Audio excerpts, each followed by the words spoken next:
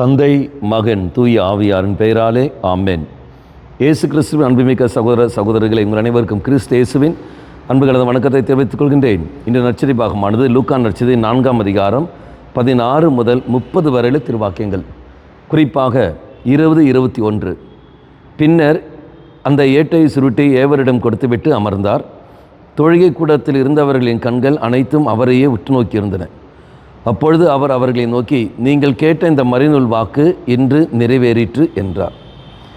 தொழுகை கூடத்தில் இருந்த மக்கள் அவருடைய கண்கள் அத்தனையும் யாரை உற்று நோக்கி வந்தன? இயேசுவை உற்று நோக்கி இருந்தன. மக்களை, ஆலயத்துக்கு நாம் வருகின்றோம். ஆலயத்துக்கு வருகின்ற சமயத்தில் நம்முடைய பார்வை எங்கு போகிறது? இயேசு மீது பார்வை செலுத்துகிறோமா, அல்லது மனிதர்கள் மீது பார்வை செலுத்துகிறோமா, அல்லது மற்ற வெளி இடங்களில் நாம் பார்வை செலுத்துகிறோமா? எங்கே நாம் பார்வை செலுத்துகின்றோம்? இங்கு வார்த்தை கூறுகிறது, அப்பொழுது அவர்களை உற்று நோக்கி, நீங்கள் கேட்ட இந்த மறைநூல் வாக்கு இன்று நிறைவேறிற்று என்று சொல்லும்போது, இயேசுவை நம்ம உற்று நோக்கி கொண்டிருந்த சமயத்தில் அறிவிக்கப்படுற வார்த்தையானது அங்கு நிறைவேற்றப்படுகிறது. அப்போ இயேசுவை நாம் பார்க்கிற பொழுது மட்டுமே தான் உற்று நோக்கின்ற பொழுது கவனிப்பதும், அவர் என்ன வார்த்தை என்ன சொல்லப்படுகிறது அதை ஏற்றுக்கொள்வதும் கவனிப்பதும், அது மேல் நம்பிக்கை வைக்கிற சமயத்தில் அது நிறைவேற்றப்படுகிறது. அதே மாதிரித்தான் மாறாக நான் இங்கே வருகின்றேன், ஆலயத்துக்கு வருகின்றேன், ஆனால் வார்த்தையை கவனிப்பதில்லை, இயேசுவை உற்று நோக்குவதில்லை, அப்போ அது வார்த்தையை ஏற்றுக்கொள்வதில்லை, நம்பவும் இல்லை. பிறகு எவ்வாறு அறிவிக்கப்பட்ட வார்த்தையானது அங்கு நிறைவேற்றப்படும்? எவ்வாறு என் மன்றாட்டு கேட்கப்படும்? நாம் சிந்தித்து பார்க்க வேண்டும். ஆலயத்துக்கு வருகிற நான் மனிதனை பார்க்கின்றன, தெய்வத்தை காண்கின்றான்.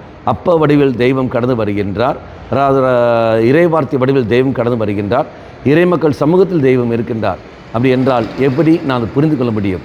இது நான் மனிதனை பார்க்கின்ற பொழுது, நான் வெறுக்கின்ற ஒரு மனிதன் இங்கே வந்திருப்பான், நான் கோபப்பட்ட மனிதன் இங்கே வந்திருப்பான். அப்போ அவனை பார்க்கின்ற பொழுது, ஆண்டவரே, இதோ இவன் மேல் நான் கோபம் கொண்டேன், என்னை மன்னித்திரும் ஆண்டவரே, அவனிடத்தில் நான் போய் மன்னிப்பு கேட்கின்றேன். அவ்வாறு மன்னிப்பு கேட்கிற சமயத்தில் வார்த்தையானது என்னில் செயல்படுகிறது. இது மற்ற மனிதர்களை காண்கிற பொழுது மன்னிப்பு கேட்க தோன்றும், வெறுப்பை எனது எடுத்து மாற்ற தோன்றும், தெய்வமே உடைய அன்பை மையப்படுத்தி வாழ வேண்டிய எண்ணம் கடந்து வரும். இதுதான் மக்களை திருச்சபை கற்று தருவது. ஆகவே சிந்தித்து பார்ப்போம்.